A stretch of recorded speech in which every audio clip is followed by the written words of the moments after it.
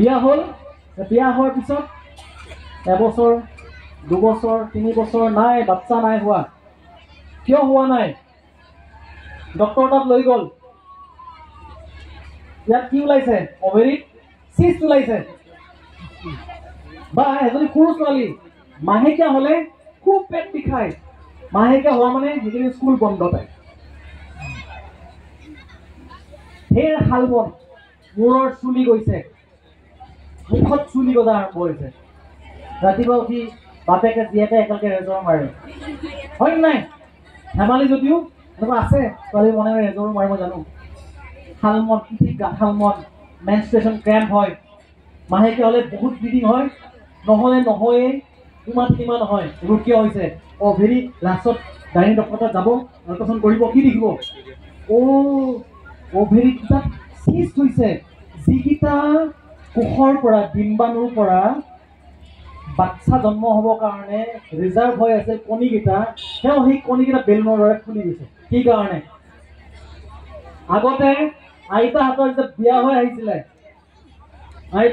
কোনোবা আইতা এগৰাকী বিয়া হৈ আহিলে, মানে এখনো বিয়াৰ কথা কৈছো, বিয়া হোৱাৰ পাছত এবছৰ হোৱাৰ আগতেই বাচ্চা হয় নাই? আইতাসকলৰ কেইটা বাচ্চা আছিলে? 10টা 12টা। 10ৰ তলত পোৱাই নাই, 10টা 12টা নন ষ্টপ হৈয়ে আছে।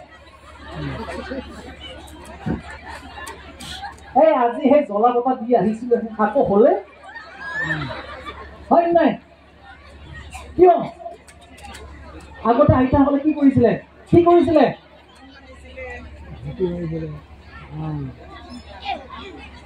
এইটো কেনেকে ঘৰ মচিছিলে? এই সৰু সৰু ছোৱালীবোৰে এনেকে কিমান দিন বহি পোৱা নাই এনেকে। আজিকালি আকৌ সেই কামটো কৰিবৰ কাৰণে চকী থাকেতো। ৰাতিপুৱা প্ৰেছাৰ আহিলে, হয় নাই? আৰামছে, মই সেই ওলোৱা কথা কৈছো। আগতে শৌচ কৰোঁতে বোলে এনেকে বহিছিলে, তথাপি এক্সাৰচাইজ হৈছিলে। আজিকালি একদম চকী মহাৰাজাৰ নিচিনা। মই সেই যেতিয়া বিদেশ ফুৰিব যাওঁ, বিদেশ ফুৰিবলৈ মানে বহিলো আৰু কামটো কৰিবলৈ। ইয়াতে গান শুনিবলৈ চিষ্টেম আছে, নিউজ পেপাৰ, মেগাজিন, তাৰমানে কি যিমান ইচ্ছা সময় কৰি থাকক কামটো। মানুহক এলেহুৱা বনাইছে। এইটো পজিশ্যন মোৰ কি এক্সাৰচাইজ হ'ল? বহিব শিকালে, এলাহ। কোনে পায়খানা কৰি কিতাপ পঢ়ে বাৰু? হয় নাই? কোনে পায়খানা কৰি গান শুনে? এইবোৰ আমি বাহিৰৰ পৰা শিকিছো। মই কোৱা নাই যে এনেকুৱা লেট্ৰিন লগাও, কিন্তু এক্সাৰচাইজ কৰিব শিকাওক। আগতে মোৰ আইতাই যেতিয়া ৰাতিপুৱা, আইতাই 5টাতে উঠে, ঘৰৰ কামবোৰ কৰে, ঘৰৰ কামবোৰ কৰি উঠি ঝাৰু দিয়াৰ পিছত যে দেখে যে কাম খতম, আইতা আকৌ স্কুলৰ শিক্ষয়িত্ৰী আছিলে, স্কুলত যোৱাৰ আগতে আইতাই সেই বাহনিখনো ঝাৰু দিব যায়, তাৰমানে কাম বিচাৰি ফুৰে। মই ছোৱালীবিলাক কোৱা নাই যে তোমালোকে ঘৰৰ অঞ্চলত কাম কৰাৰ লগতে এক্সাৰচাইজ কৰা, বুজি পাইছা? যিকোনো এক্সাৰচাইজ। কি এক্সাৰচাইজ কৰিম ছাৰ? 1 2 3 4 5 6 পাৰিনে নোৱাৰি? 1 2 পাৰিনে নোৱাৰি? 1 2 3 4 পাৰিনে নোৱাৰি? এইবোৰ এক্সাৰচাইজ। এই যিটো infertility problem, polycystic ovarian disease, PCOD problem, যদিহে ডেইলি এক্সাৰচাইজ কৰা যায়, নাম্বাৰ 1। আৰু যদিহে এই বেয়া বস্তুবোৰ বাদ দিয়া যায়, আৰু যদি ৰাতি সোনকালে খানা খোৱা যায়, মই কৈছো অহা 10 বছৰৰ ভিতৰত অসমত এই সন্তান নোহোৱা সমস্যা অন্তত পলিচিষ্টিক অভিৰিয়ান ডিজিজৰ কাৰণে নোহোৱা হৈ যাব, গেৰাণ্টি আছে। খালি শুনিব লাগিব।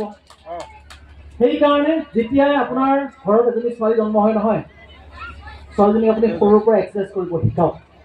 আপুনি ভাবি নল'ব যে তাইক মই বিউটি পাৰ্লাৰত ধুনীয়া কৰি এটা ভাল ল'ৰাৰ যোগ্য কৰিব পাৰিলে অশান্তি হ'ব,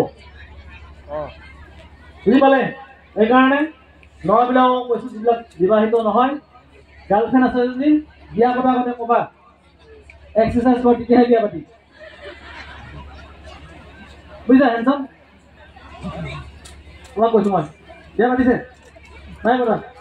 ক'লে হ'ল বৰ ধুনীয়া ল'ৰা এইটো ক'লে হ'ল যে এক্সাৰচাইজ কৰ তেতিয়াহে বেয়া পাতিম মানে এইটো মই কাজিয়া আৰম্ভ কৰা নাই এইবোৰ ভৱিষ্যতে কি হ'ব জানে এক্সাৰচাইজ কৰিলে তেখেতৰ বহুত বস্তু ভাল হৈ যাব আৰু কি হ'ব আজিকালি 40 বছৰত মাহিকা বন্ধ হৈ যায় সেইটো এক্সটেণ্ড হ'ব আজি এটা মোক ইণ্টাৰভিউ লৈছিলে এটা চেনেলৰ পৰা আহিছিলে মহিলাসকলৰ 35 বছৰ পাছৰ পৰা প্ৰতিটো মাংসপেশীৰ পৰা অলপ অলপ কমা আৰম্ভ হৈ যায় আপুনি গম নাপায় আপুনি ভাবে যে মই শ্লিম হৈ আছোঁ শ্লিম হোৱা নাই আপোনাৰ জীৱনকাল কমি গৈ আছে আপুনি সেই যিমানে লিটা প্ৰতি মুখত নাখানক কিয় ভিতৰৰ পৰা আপুনি বুঢ়া হৈ গৈ আছে আপুনি যদি গাভৰু হৈ থাকিব বিচাৰে মই গেৰাণ্টি দি ক'ব পাৰোঁ আপোনাক মই বেছি নহ'লেও ৰেখাৰ নিচিনা নহ'ব আৰু ৰেখা বলিৰ কিন্তু 60 ইয়াৰ্ছলৈকে আপোনাক গাভৰু নিচিনাকৈ ধুনীয়া আপোনাৰ মুখৰ উজ্জ্বলতা থাকিব পাৰে যদিহে আপুনি এক্সাৰচাইজ কৰে বাহিৰত গৈ কৰিব লাজ লাগিছে 3-4জনী মহিলা লগ হৈ এই ডাম্বেল চাম্বেল বা পানী বটল লৈ হ'লেও এক্সাৰচাইজ কৰক এনেকৈ মই ভিডিঅ' বনাম আপোনালোকে কৰিব বুজি পালে মই যে ইমান সময় চিঞৰিলোঁ লাভ হৈছেনে কিবা হৈছে এইবিলাক কথা চাওক মই ইয়াৰ পৰা কাইলৈ গুচি যাম আৰু মোৰ চাকৰি এটা আছে মাহৰ মূৰত ভাল দৰমহা এটা আহে মই এনেকুৱা হ'ব লাগে কৈ থৈ বাদে মানক নহয় মই বিচাৰোঁ আপুনি সঁচাই মানক কিয় জানে মই হয়তোবা 10 বছৰ 15 বছৰ 20 বছৰ পিছত ফিডবেক পাম যে এই গোটেই অঞ্চলটোৰ পৰা এইবিলাক সমস্যা নোহোৱা হৈ গ'ল এই দাদাই যে 20 কেজি ওজন কমাইছে 20 কেজি ওজন কমোৱাৰ সহজ কথা নেকি জিমত গৈ পিনে 20 কেজি ওজন যদি দিল্লীত কমাব লাগে নহয় কমচে কম আপোনাৰ 1 লাখ টকা যাব দাদা আপোনাৰ পইচা কিমান গ'ল এটকাও যোৱা নাই গ'ল নে বাচিল পইচা বাচিল সেনেকুৱা উপায়টো এনেকুৱা উপায় দিছোঁ পইচা নাযায় পইচা বাচেহে বেমাৰটোও কমি যায় বুজি পালেনে কথা মই কৈ থাকিলে নন ষ্টপ কৈ থাকিব পাৰোঁ মই কথা কৈ খুব ভাল পাওঁ কাৰণ মই বিচাৰোঁ যে মানুহে ভাল হওক চ' এইখিনিতে মই সামৰণি মাৰিম লাষ্ট এটা কথা আচলতে এইটো মানে মই এটা কথা